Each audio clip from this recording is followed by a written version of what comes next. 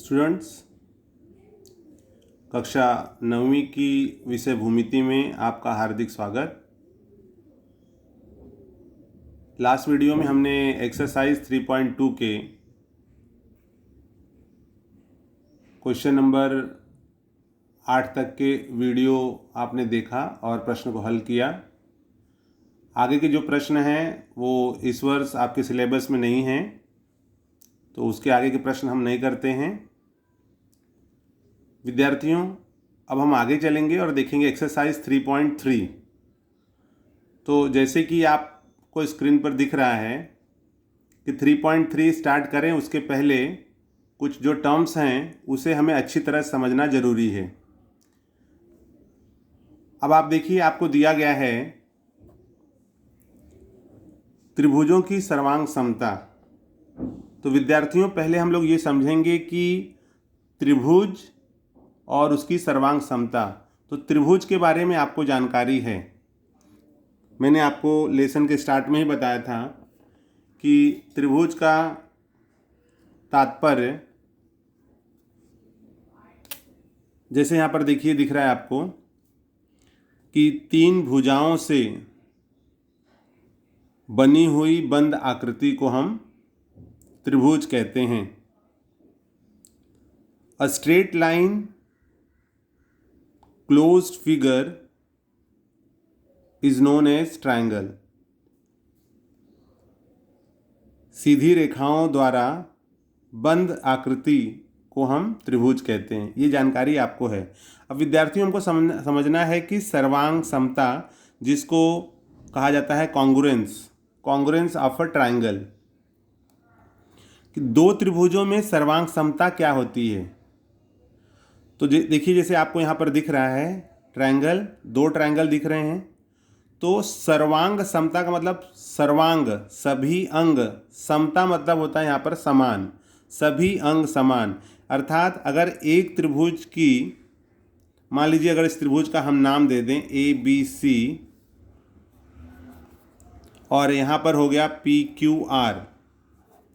अगर मैं आपसे पूछूं कि क्या AB की जो भुजा वो PQ के बराबर है, तो आपका उत्तर होगा नहीं। अगर आपको बताने में थोड़ी कठिनाई हो रही तो आप इसको स्केल से मेज़र कर लीजिए। तो आप देखोगे कि अगर एक 3 सेंटीमीटर है तो एक 4 सेंटीमीटर होगा। उसी प्रकार से BC अगर 5 है तो QR 6 होगा। AC अगर 7 है तो PR 8 सेंटीमीटर होगा। ये मेज़र करके भी आप देख सकते हो। तो हम कह सकते हैं कि ये दोनों त्रिभुज सर्वांगसम नहीं हैं। त्रिभुज सर्वांगसम नहीं है अर्थात उनकी जो भुजाएं हैं, एक त्रिभुज की दूसरी त्रिभुज की जो भुजाएं हैं उन दोनों में समानता नहीं है, उनके माप समान नहीं है। समटाइम्स होता है कि कोण के आधार पर लेना होता है। अगर कोण मान लीजिए यहाँ 60 अंश है तो यहाँ भी 60 अंश होना चाहिए, यहाँ अगर 40 अंश है तो यहाँ 40 अंश होना चाहिए, और यहाँ पर अगर 80 अंश है तो यहाँ भी 80 अंश होना चाहिए। तो कोणों के आधार पर भी हम उसकी सर्वांग समता देख सकते हैं। तो अगर भुजाएं समान नहीं हैं तो कोण यहाँ पर समान होंगे, ऐसा जरूरी नहीं है। तो हम यहाँ पे कह सकते हैं कि त्रिभुजों की जो सर्वांग समता है या दोनों त्रिभुज सर्वांगसम नहीं है। अब प्रश्न ये उठता है कि सर्वांगसम कब होंगे, कब हम कहेंगे कि दो त्रिभुज सर्वांगसम हैं। तो विद्यार्थियों, इसमें ऐसा कहा गया है कि यदि एक त्रिभुज दूसरे त्रिभुज को पूरी तरह से ढक ले तब हम कह सकते हैं कि यह त्रिभुज सर्वांगसम है। मैं आपको एक्टिविटी के माध्यम से समझाने का प्रयास कर रहा हूं। देखिए, आपको मैं दिखा रहा हूं ट्रायंगल। हमारे पास दो ट्रायंगल है। ये देखिए ट्रायंगल है, ये त्रिभुज है और एक ये त्रिभुज है। अब अगर इसमें कहा जाए कि आप ये बताइए कि क्या ये दोनों त्रिभुज सर्वांगसम हैं, तो चूंकि मैंने इस पर माप लिखा हुआ है, अगर इसको मैं ऐसे कर दूं और मैं पूछूं कि क्या दोनों त्रिभुज सर्वांगसम हैं, तो थोड़ा सा देख करके बताने में आपको लगेगा कि हाँ सर्वांगसम हैं। लेकिन इसी को अगर और अच्छी तरह से अगर हम समझना चाहें तो हमें ये दिमाग में रखना होगा कि ये दो त्रिभुज आप ले लीजिए और इनको एक के ऊपर एक रख दीजिए। जैसे आप देख रहे हैं कि एक के ऊपर एक हमने त्रिभुजों को ढक दिया है, ढक दिया। अब आप ये देख लीजिए, यहाँ से भी देख लीजिए, ये भी देख लीजिए आप।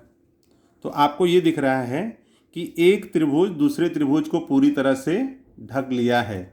और जब एक त्रिभुज, दोनों अलग अलग हैं, और इसको जब हम एक को दूसरे पे रख देते हैं और एक त्रिभुज दूसरे को पूरी तरह से ढक ले, तो इस प्रकार के त्रिभुज को हम कहेंगे कि दोनों त्रिभुज सर्वांगसम हैं। आई होप विद्यार्थियों आपको समझ में आ रहा है मैं क्या बताना चाह रहा हूँ। हमारे कहने का तात्पर्य है कि हम तब कह सकते हैं कि दो त्रिभुज सर्वांगसम हैं जब एक त्रिभुज दूसरे त्रिभुज को पूरी तरह से ढक ले। अगर एक त्रिभुज दूसरी त्रिभुज को पूरी तरह से अगर ढक लेता है तो इसका मतलब है कि ये दोनों त्रिभुज एक दूसरे के सर्वांगसम हैं।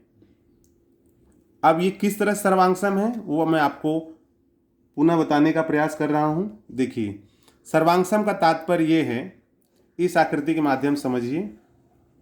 ये आप देखिए, यहाँ पर मैंने रखा है एक त्रिभुज ABC और ये PQR। जब इस त्रिभुज को उठा करके इसके ऊपर मैं रखूँगा तो मैं देखूँगा कि जो आधार BC है 4 सेंटीमीटर, वो QR को ढक लिया क्योंकि ये भी 4 है। यहाँ पर भुजा AB 3 सेंटीमीटर है और यहाँ PQ 3 सेंटीमीटर है, तो ये इसके बराबर हो जाएगा। और AC 3 सेंटीमीटर है, PR 3 सेंटीमीटर है, तो ये भी इसको ढक लेगा। तो इस प्रकार से जब एक त्रिभुज दूसरे त्रिभुज को पूरी तरह से ढक लेता है तब हम कहते हैं कि यह त्रिभुज दूसरे त्रिभुज के, या आप कह सकते हो कि ABC PQR के सर्वांगसम हैं। जैसे कि मैंने आपको पहले एक्टिविटी में दिखाया, आपको पुनः एक बार दिखा दे रहा हूँ। जैसे ये त्रिभुज है और उसी प्रकार से यहाँ मान लीजिए ये हमारा ABC है और ये PQR है, और इसी को हमने जब ABC ये रखा, ये हमारा ABC हो गया, और ये हमारा PQR है, तो PQR को इस तरह से रख दिया। ठीक है। अब अगर इसको अलग अलग रखोगे तो सपोज आपका ये है ABC और PQR, तो ABC PQR दो त्रिभुज हैं, दोनों सर्वांगसम हैं कि नहीं, तो मैंने इसको उठाया और इसको यहाँ पर एक रख दिया। यह एक एक्टिविटी है सिर्फ आपको जानने के लिए कि सर्वांगसम का मतलब क्या होता है। अब इसका मतलब ये हो गया कि ये दोनों त्रिभुज एक दूसरे के सर्वांगसम हैं क्योंकि दोनों त्रिभुजों ने एक दूसरे को पूरी तरह से ढक लिया है। आई होप स्टूडेंट्स आपको जो मैं बताना चाह रहा हूँ समझ में आ रहा है। अगर कोई पूछता है कि त्रिभुज की सर्वांगसमता का मतलब क्या, तो आपका उत्तर होगा कि यदि एक त्रिभुज दूसरे त्रिभुज को पूरी तरह से ढक लेता है तो वह त्रिभुज सर्वांगसम हैं। अब इसको अगर हम गणितीय ढंग से समझना चाहें तो उसका मतलब है कि एक त्रिभुज की जो भुजाएं हैं वो दूसरे त्रिभुज की भुजाओं के समान हैं, इसीलिए वो एक दूसरे को ढक ले रहे हैं। जैसे यहाँ पर 8 सेंटीमीटर है, ये भी 8 सेंटीमीटर है। यहाँ पे मान लीजिए 6 सेंटीमीटर होता तो ये 6 सेंटीमीटर है। यहाँ पर 7 सेंटीमीटर है तो ये भी 7 सेंटीमीटर है। तो इस प्रकार से एक त्रिभुज जो है वो दूसरे त्रिभुज के सर्वांगसम होगा, तो इसका मतलब है कि उसकी भुजाएं समान हैं। अब आते हैं हम इसके आगे का है कि दो त्रिभुज जब हम सर्वांगसम करेंगे तो क्या ABC और PQR, मान लीजिए मैंने ऐसे रखा, ये देखिए ABC PQR, तो अगर ये इसके ऊपर ढक लेता है तो सर्वांगसम हो गया। क्या हमेशा ये संभव है कि अगर मान लीजिए ABC और PQR को मैं PQR यहाँ न रख करके P को मैं यहाँ रख दूँ, R को यहाँ रख दूँ और Q को यहाँ रख दूँ, तो भी क्या सर्वांगसम होंगे?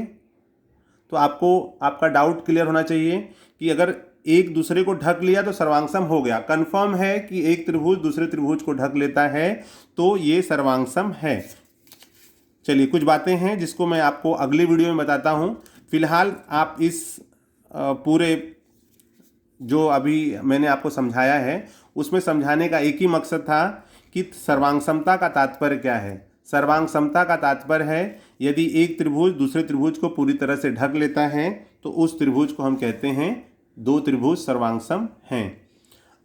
अगला जो प्रश्न है वो इसमें ये है कि क्या अगर ABC मैं यहाँ रखता हूँ, इस ABC को इस पर उठा के रख दिया तब तो सर्वांगसम हो गया, लेकिन मान लो ये जो A वाला पार्ट है इसको उठा करके मैंने R पर रख दिया तब भी क्या ये दोनों सर्वांग सम होंगे? अब होंगे या नहीं होंगे, इसका जो उत्तर है आपको अगले वीडियो में देखने को मिलेगा।